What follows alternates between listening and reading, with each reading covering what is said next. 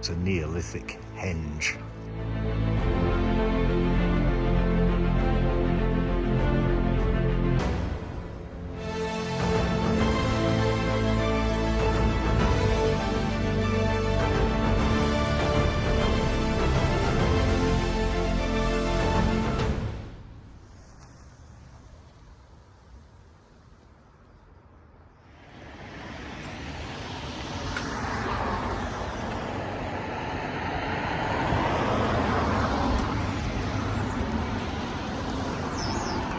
You'll have to pause that if you want to read it.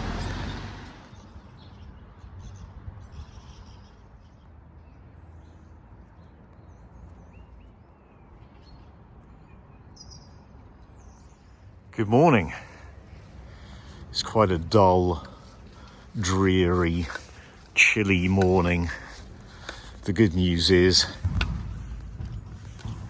I've remembered the right boots. I'm wearing my boots. As you can see, I'm in Dove Holes. This is somewhere I've been meaning to come to for a very long time. I've driven through it more times than I've had hot dinners, and every time I've driven through it, I've always thought I need to stop one day at Dove Holes and have a look around, because there's something in particular in the village that I've been wanting to visit for a very, very long time. I've known about it for a very, very long time, and for whatever reason, just never got around to actually coming here. And then in terms of the rest of the walk, I'm not sure where I'm going to go and what I'm going to be able to do, because I don't know what's going to be accessible and what isn't going to be accessible. So we're going to find out. But fingers crossed, I will make it to at least a few very interesting spots today.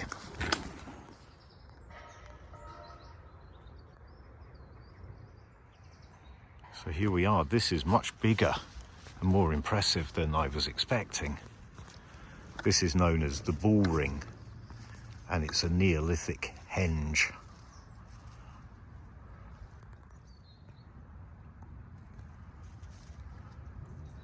So this is the Bull Ring. This here is a burial mound, or to be more precise, it's two burial mounds. Initially it was an oval mid-Neolithic burial mound, and then kind of partly over the top of it in the late Neolithic, early Bronze Age, I think a round barrow was constructed over the top of it.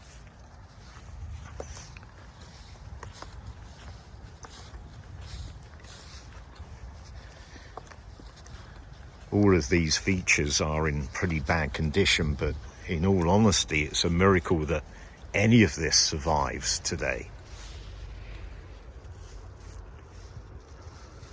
This was badly damaged by quarrying, by ploughing. I believe there was even a dry stone wall constructed right across. I'm not sure whether it was the Bull Ring henge or whether it was the barrow, but at one point there was a dry stone wall that was put across it. The henge has no standing stones, although apparently there was at least one in the 18th century. But there is a rumour that stones from the henge were removed in order to construct the track of a tramway. So I'm now stood in the south entrance into the henge. You can see the bank, which initially would have been a lot bigger. Then there's kind of a ditch. Again, the ditch would have been a lot deeper. And then the ground kind of raises up again. I don't know if you can see it here. At this point, the ground starts to rise up again.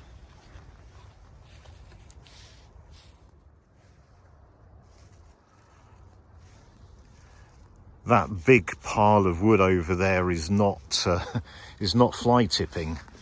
I have seen some photos of this henge, around this time of year, around fireworks night, and I know that that's the bonfire. And I've seen photos of people stood on the henge watching the bonfire. So it looks like they still use the same spot, and it looks like that's in preparation for 5th of November this year.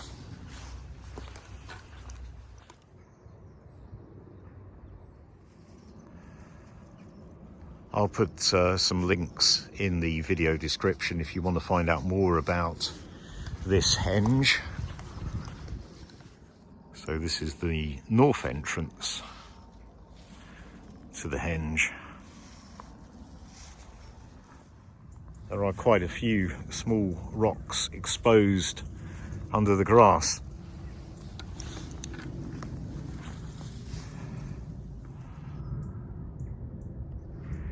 And here we can see possibly evidence of ongoing ritual and human sacrifice, even if it's only an effigy being burned. I've just completed my circuit of walking around the henge, back at the south entrance. Again, it's one of those things where a drone would be a lot better in order to film it, but you can see quite a wide ditch, and then you can see the slope as it rises back up on the other side.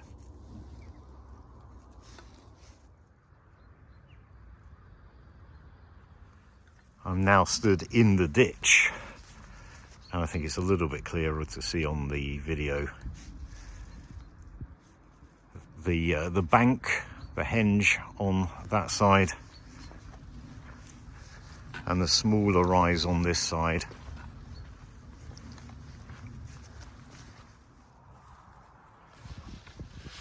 The ditch is a lot deeper and more pronounced right here.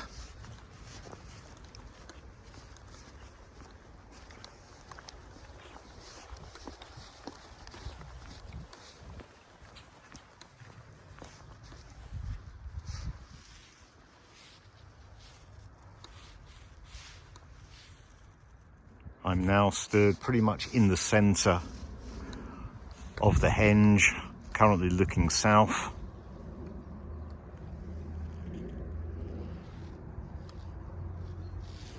North entrance. Getting some strange looks off the locals.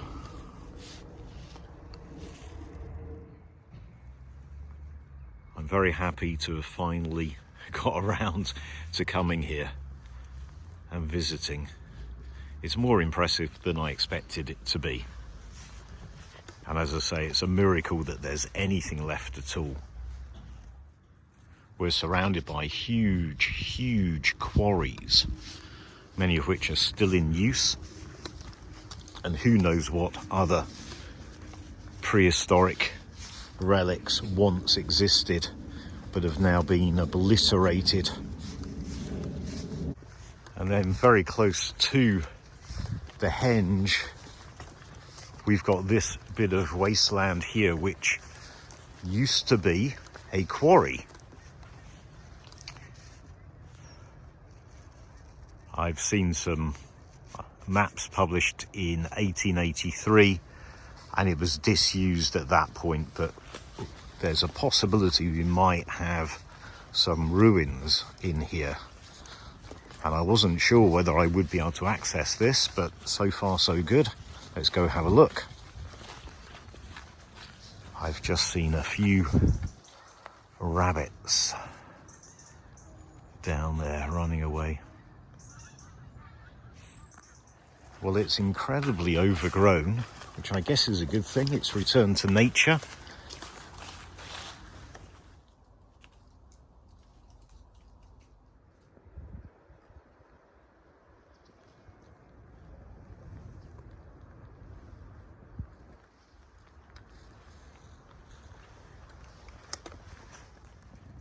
The map published in 1883 shows a smithy, a lime kiln and an air shaft. It's all very overgrown.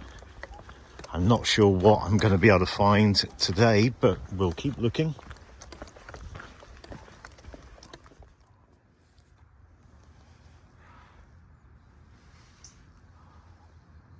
I can see something. I've no idea what it is, and I've no idea how I can get to it. It could just be a rock face. I think it's just a rock face, actually.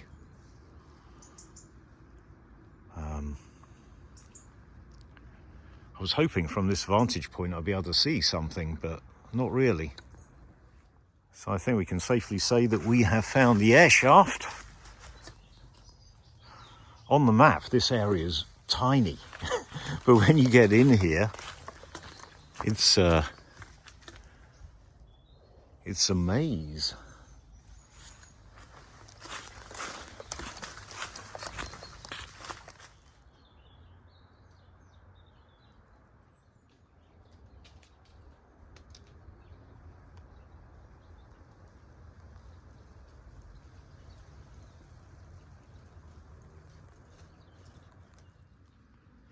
What an amazing place to grow up. I bet the kids have an incredible time exploring this landscape. Could do with a local guide right now to show me where everything is, because you could literally walk right past something and not notice it. Right, we've got evidence that something was here. We got rubble. This is more or less in the area where the old map shows the smithy to be, but it's not clear exactly which one was the smithy. There are a few shapes on that map.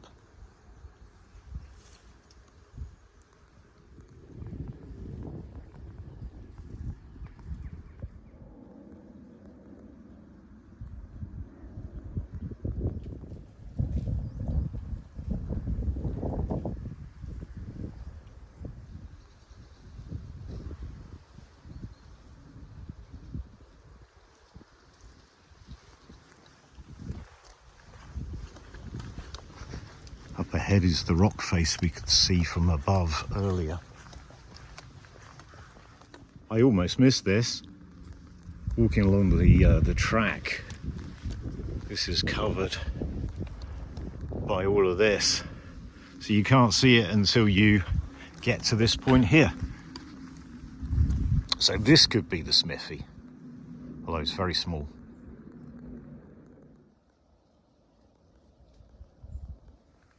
Well, I know in that quarry there's stuff that I didn't find.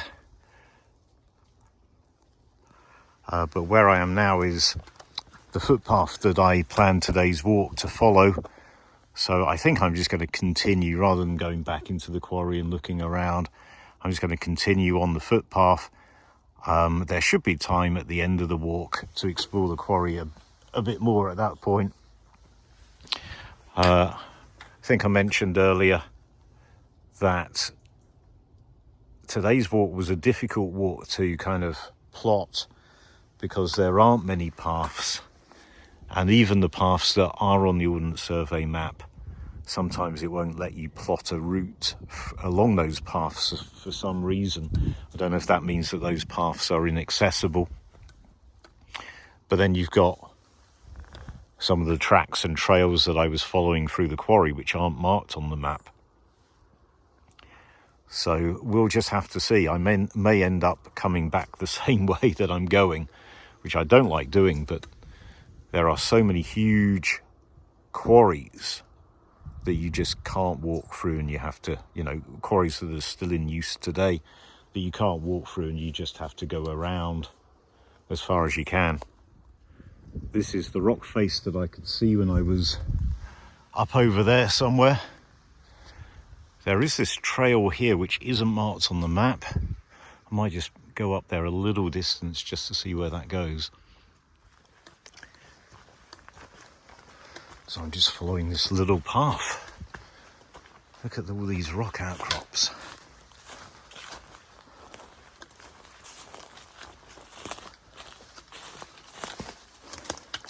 I think you could spend hours and hours exploring this pretty small area.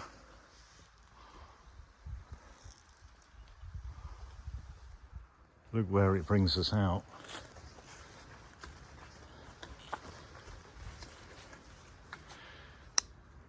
Oops.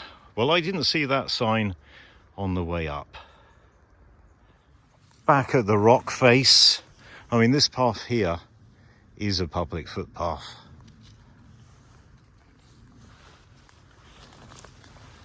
And there are all kinds of trails, well-used trails. So I don't know what that sign's all about.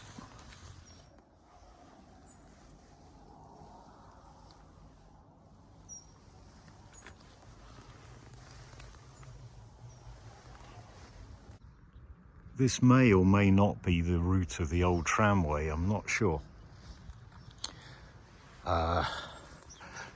Okay, we got a gate with a sign. And there's a footpath there, but that's not marked on the map. So, who knows? Who knows if I'm going the best way?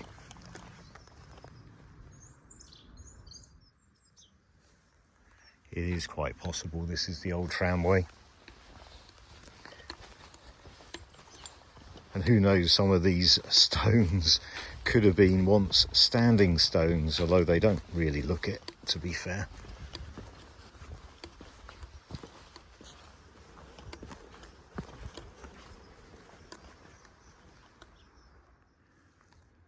I think we're coming towards the end of Dove Holes. Well, if this is the course of the old tramway, which I suspect it is, for some reason we can't continue to walk along it. And instead we're supposed to walk along the edge. And there doesn't seem to be much of a path. So we're supposed to walk along this instead of that, which is a bit weird. I'm not sure how feasible this is. It's very, very narrow, and there's barbed wire right next to it. Well, that was not a path. I don't know what that was, but there was barely any kind of marked trail. It was very difficult. Very, very difficult. I'm on some kind of overgrown trail now. I think the path actually is along here, but someone's put private property signs up.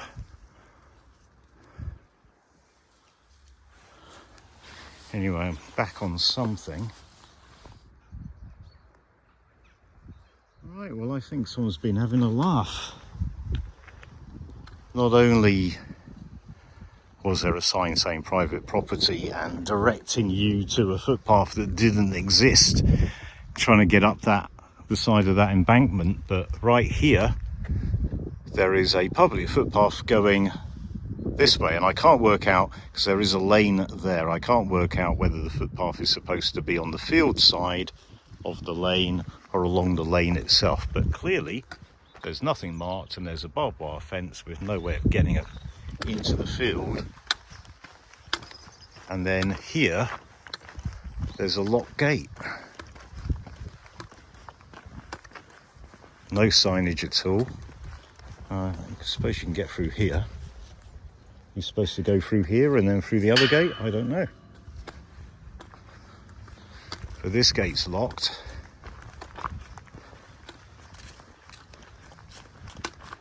No signage. But I'm not entirely sure whether it's this side or the other side, but it is marked as a public footpath. So I'm going over this gate. So now I don't think this is the public footpath. But according to the map, the public footpath is in the middle of this field and there's nothing there. And there are some other people coming the other way, so I'm just going to follow this track. Yeah, so when I was planning this route and I was trying to plot the route on the Ordnance Survey app, there's a feature, it's called Snap to Path or something like that, I think, where you kind of just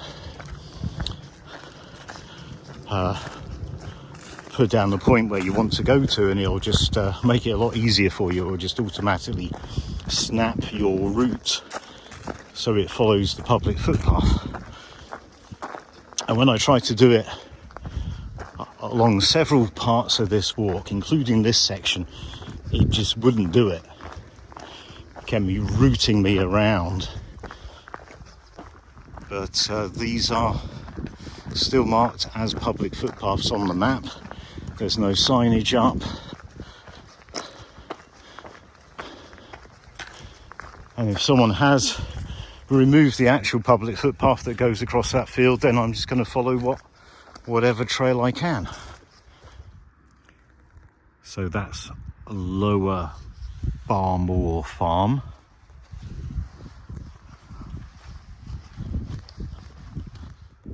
So just down there is the A623. Driven along there many times. Never walked above it though. And there is something of interest up ahead, but I don't know if we're going to be able to get to it. We probably are not going to be able to get to it. So I have the distinct impression that not many people come along here, and that maybe it's not particularly encouraged. There is something of significant interest down there, but it's on private property. Right now, believe it or not, I am walking along a public footpath, but this is not access land. Well, that was a little bit sketchy walking through there. It is marked as a public footpath, but on the map, but not really on the ground, and clearly not many people walk through there. Well, this is Barmore Farm, and this is quite significant because the other side of the farm buildings, right next to the road, but I don't think visible from the road because it's the other side of a dry stone wall, there is one of the Wonders of the Peak.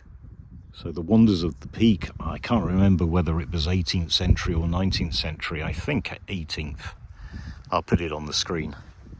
But it was a list of places in the Peak District of particular significance, and lots of people would come and do a tour around the Peak District to visit these places of wonder. And off the top of my head, I can only remember a few of the Wonders of the Peak, but Chatsworth House is one of them. Eldon Hole, where I was the other week, is one of the Wonders of the Peak. The Devil's Arse, I think, is one of the Wonders of the Peak, and I forget the rest. I'll put it on screen. But one of the others is a spot called the Ebbing and Flowing Well. And that is what is on this land, on this private land, right next to the road, behind a dry stone wall. I will see if I can put a satellite image of it. There's no public access. There's not even a public footpath along the road. I did look at seeing whether that was possible, but it didn't look particularly safe. I've driven along that road many times and it's very busy, and there's no public footpath, and there wasn't really a way of... there's very few footpaths that even go down towards that road, so you would have to walk along the road for quite a bit. And then I don't know how much you'd actually be able to see by looking over the dry stone wall anyway. It probably wouldn't be worth the effort because by all accounts the Ebbing and Flowing Well no longer ebbs or flows. But once upon a time that was one of the Wonders of the Peak. It was up there with the Devil's Arse and Chatsworth House and Eldon Hole. And it's interesting how some of the Wonders of the Peak today are still really popular and really well visited, like Chatsworth House, and others are lost and forgotten about, like Eldon Hole, where very few people go, and the Ebbing and Flowing Well, where very few people go because you can't you really just can't get to it, and it's no longer ebbing and flowing anyway. I was kind of hoping that I would see a farmer and that I could ask them for permission to go and look at the well, but can't see anyone.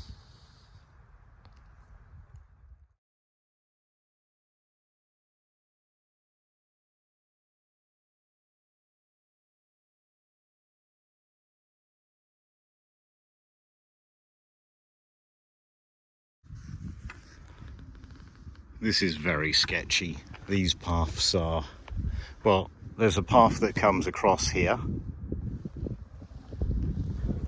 I think that's electrified. It's a path that comes supposedly straight across here. You can see no trace of a track. And then you've got this electrified fence. And then it goes over here and it crosses this field full of cows. I possibly can see something over the other side, but I'm not sure. I can't see clearly enough whether that is the exit. And then God knows what happens to the path after that.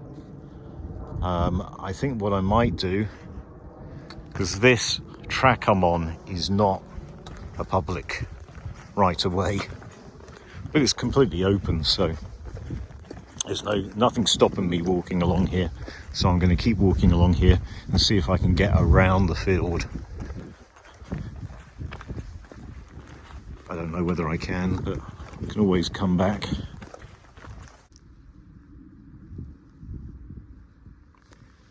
So this here is Below Quarry, which is marked on the OS map, the contemporary OS map, as being disused, but it doesn't look disused. It's got all this signage.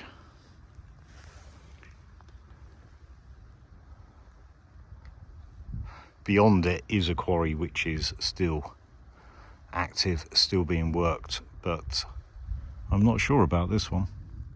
So it's a good job that I didn't take the marked path through the field of cows, because there is no way on the other side of getting out of the field. Or there is, but that just takes you into this field, and there's no way out of this field.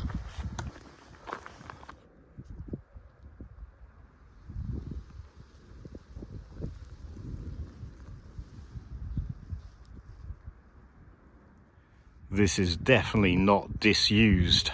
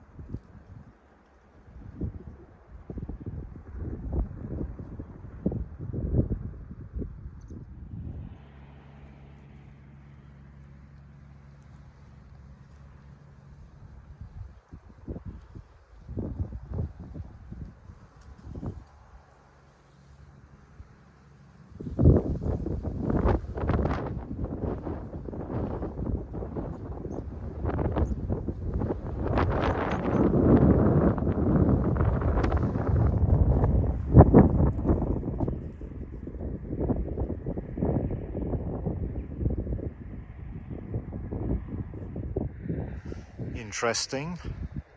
It's a pretty sturdy door, or at least at one time it was a pretty sturdy door. Maybe this was for explosives, possibly. I don't know.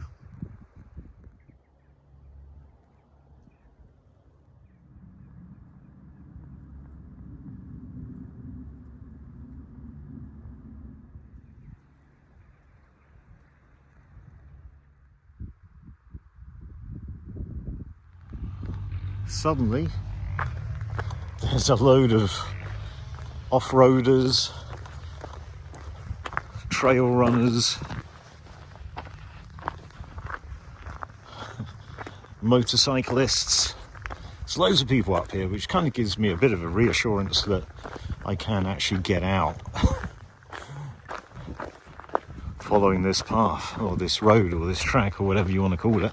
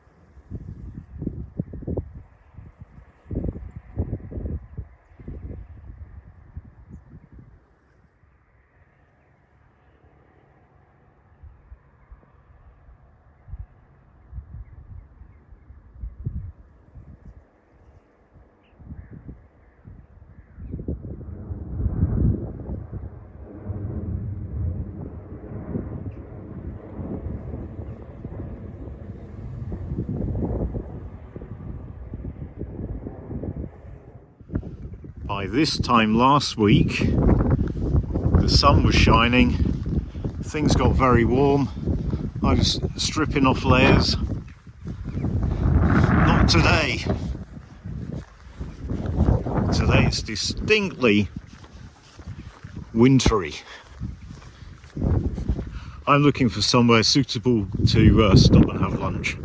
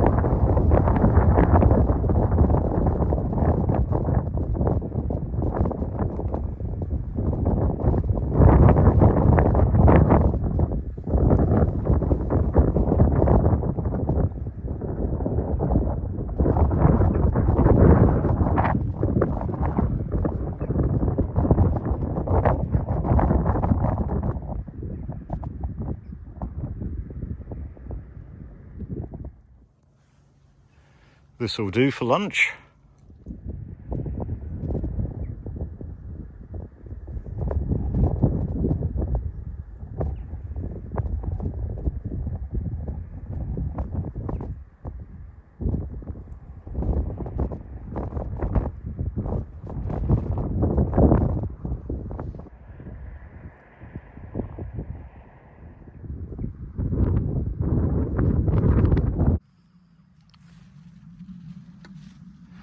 So I suspect this path here, which isn't marked on the map, is the same path that I saw earlier, which those people went up. So if it is the case, it should link me back to the what I believe to be the old tramway route, just outside of the old quarry, which will give us the opportunity to further explore the old quarry. Yes, as expected, this is the same path I saw earlier. Now giving us some nice views of this old quarry. So just up there is the path I went up to have a look. It takes you up just above the I think it's the cricket ground, the recreation ground anyway. And then right now we're retracing our steps. We're going to be walking past those, I'm not sure if you can really call them ruins because there's very little left, but we'll be walking past what's left of the smithy and that other site.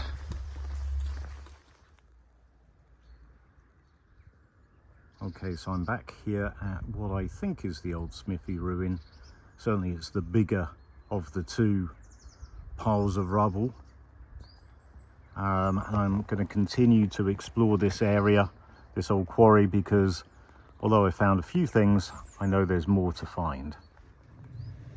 Look at this, we've got a toadstool circle.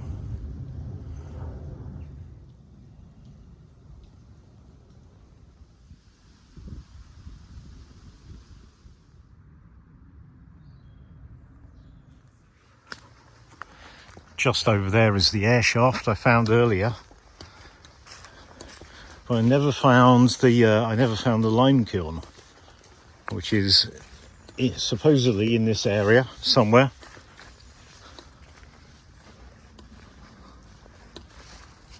That could be what's left of it down there. There's really not much. There's just a bit of stonework. Let me get down to it. Well, yes, I'm going to say this is it. This is what's left of the old lime kiln. Not very much.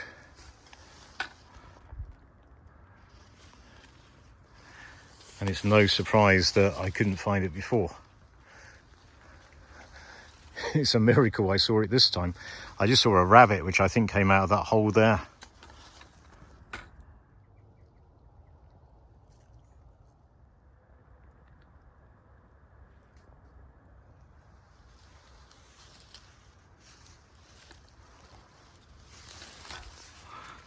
So I'm happy that I found everything that was marked on the old map. Well, everything that was named on the old map. Well, I'm back here. I think it's possible to get into the churchyard from the Henge, so I can see if I can do that and walk through the churchyard.